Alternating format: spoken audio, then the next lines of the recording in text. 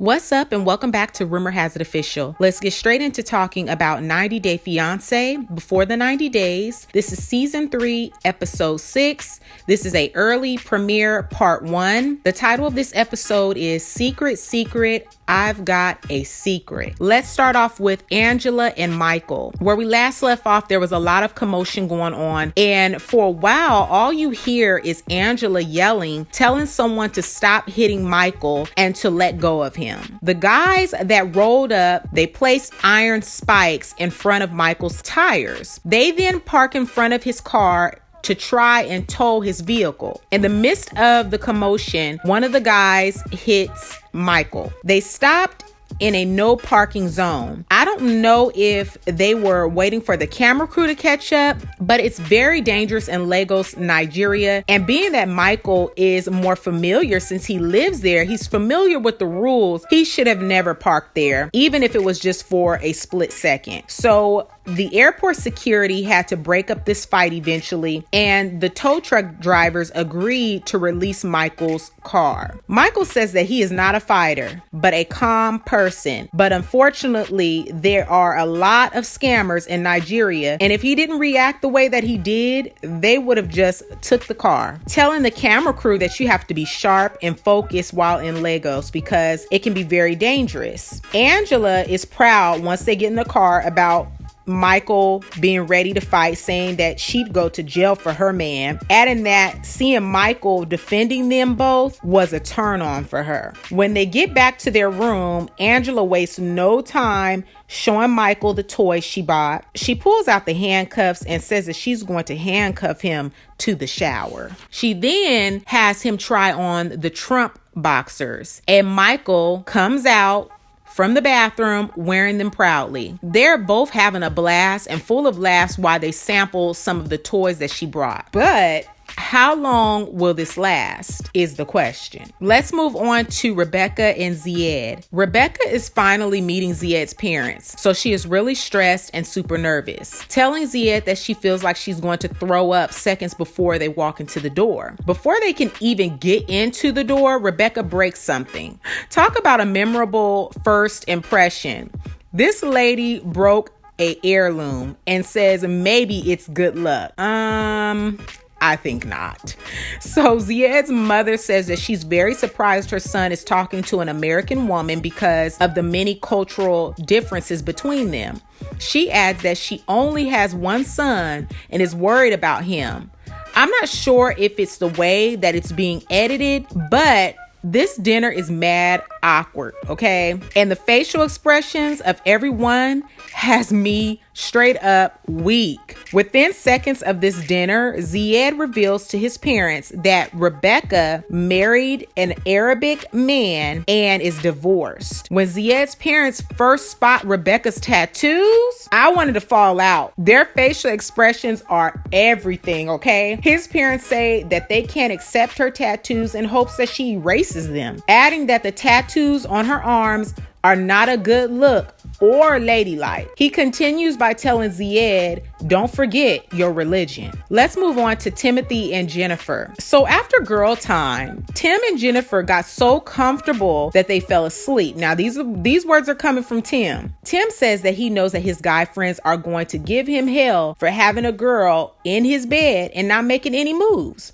but says that he's confident that they'll get physical when the time is right. The next morning, Tim makes breakfast for Jeniffer. Jeniffer says that it feels good waking up together and that she can tell he respects her a lot because he kept his hands in the right place. She adds it's very strange to her that he doesn't even try to kiss her. The whole time they're eating, I'm looking at Tim and he has his legs crossed. Now, I've seen men cross their legs before, but now I'm starting to agree with you all. I'm looking at him a little bit differently, and it's a possibility. Tim could be trans. I don't know. So Jeniffer tells Tim the agenda for that day is to meet her grandparents, so he has to look good. Let's move on to Cesar. So Cesar is in Mexico having drinks with other guests that are there for vacation as well. And Maria is expected to be there in 12 hours, but she still hasn't responded to him in like 4 days. He says that he has to stay hopeful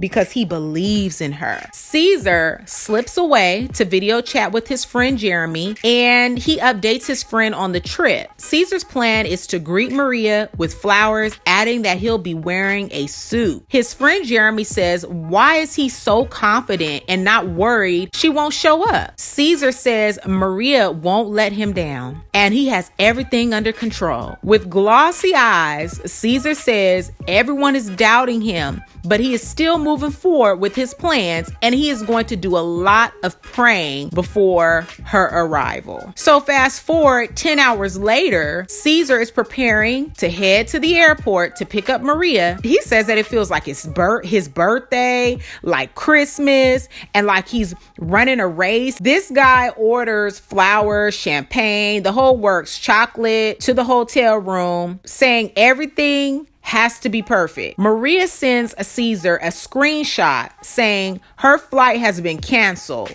He then tries to call her, no answer. We all know this was purposely done. That she could have got that from off of Google, writing flight canceled. Google got that and just sent that to him. I don't believe that for 1 second that the flight was canceled. This is just what's happening. She's using him for the money. We don't even know if this person is a person that's on the pictures. But at the same token, we all know everyone is saying that Cesar's storyline is fake, that this isn't even real, that he's an actor. So, it's either he's an actor or either this is real and he's being played and he's just dumb and desperate, foolish, whatever you want to call it. He's all of those things. Okay, let's move on to Darcy and Tom. So Darcy gets what she begged for from Tom. It's kind of crazy how every time they're alone, something happens to him. First, the bloody nose from her accidentally hitting him on the nose. Now his ankle is swollen, and I just don't understand it. The fact that they felt the need to talk about their night. Like we all care. Like nobody cares. To me, it was just so distasteful. I mean, it was just too extra for me. Hearing them talk about, it was everlasting. Just like, okay, Tom and Darcy, maybe it wasn't all that great and y'all trying to hype it up because y'all both suck. So Darcy telling him that she was looking forward to it from day one. Yeah, we know. That's all you've been talking about. We know you are Miss Desperate, Miss Crybaby, Miss Emotional Wreck. We know it, Darcy. Okay, we're so happy that you finally got what you've been begging for. This woman feels them being intimate has taken their relationship to a higher level. Sad. She says like 10 steps in the right direction. She feels like they are on the same page because they were intimate. No words. I'm speechless. Moving right along. So while they're out enjoying their day, Darcy spots a jewelry shop and makes sure to point out the diamond rings. Tom says Darcy loves to bring to the forefront that she wants to get married all the time. He says that puts a lot of pressure and expectation on the relationship. He knows that he wants to settle down at some point, but wants to take his time and not rush into anything. Darcy continues to make obvious hints about how she likes her diamonds big and good quality. Tom tells her, just so you know, I'm not getting on my knee now. Like, I'm not getting on my knees anytime soon. We're only window shopping. Darcy is still hoping that she can change his mind. Darcy is a sad case. Let's move on to Benjamin and Akinyi. So in this scene, I'm trying to understand why the camera crew is in the bathroom as he was showering. It's never that serious. Like, it is never that serious. Are you going to film him on the toilet too? Are y'all going to film this man sitting on the toilet doing number one or number two? Let that man have some privacy in the bathroom. And we definitely didn't want to see his old hairy body. I mean, I know I didn't.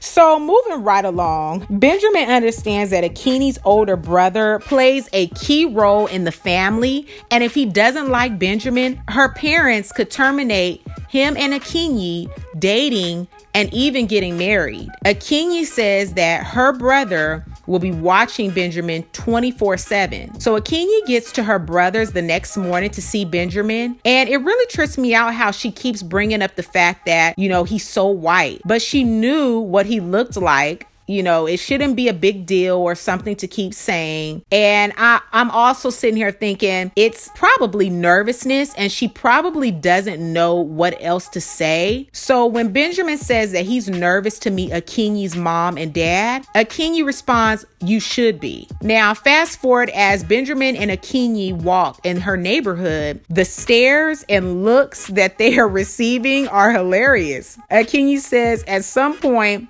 she'll get used to it, but right now she feels like they should walk at night only. Akinyi in the next scene fills Benjamin in on the rules at dinner with her parents, and he can't hold her hand, and he has to eat everything on his plate, and if not all of it, most of it. He also has to sit on the left side of Akinyi's brother at dinner. So Benjamin feels pressure because he doesn't have a lot of money for the bride price. Akinyi tells Benjamin if her dad doesn't like him or bless their union, then he'll have to go back to America a single man. Let's move on to Avery and Omar. So Avery's mom and Omar are going to have dinner to talk alone without Avery. Omar tells her mother that he needs to talk to her about a dowry, which he says is a mandatory payment. It is what Omar would pay Avery's mother to marry Avery. So Avery's mom is like, okay, $10,000. Omar says that he's a student and doesn't have that, and for her to make the price simple. Avery's mom says that she doesn't want to be disrespectful to his culture, but it's hard to put a mandatory price on your child, or any child for that matter. She also shares her fears with Omar about Avery running off with him if his visa doesn't go through. So Omar tells the camera crew his parents nor Avery's parents can control their relationship. Avery's mom feels this is transactional for Omar and not about love. She's sure that her daughter is doing it for love, but she's just really not sure on Omar's intentions. He would get 8% of the dowry if they did get divorced or if Avery was to pass away. So this episode was really good. In my opinion, I thought it was great. I need to hear your thoughts on 90 Day Fiance before the 90 days. This was season 3, episode 6. This is an early premiere and the title is Secret Secret, I've Got a Secret. Comment down below and let me know your thoughts on this recap. Don't forget to give this video a big thumbs up. Share with a friend who also loves watching 90 Day Fiance before the 90 days. Don't forget to hit the subscribe button and hit the bell so you'll be notified on the next time that I make an upload. And I will catch you all in the next video. Peace.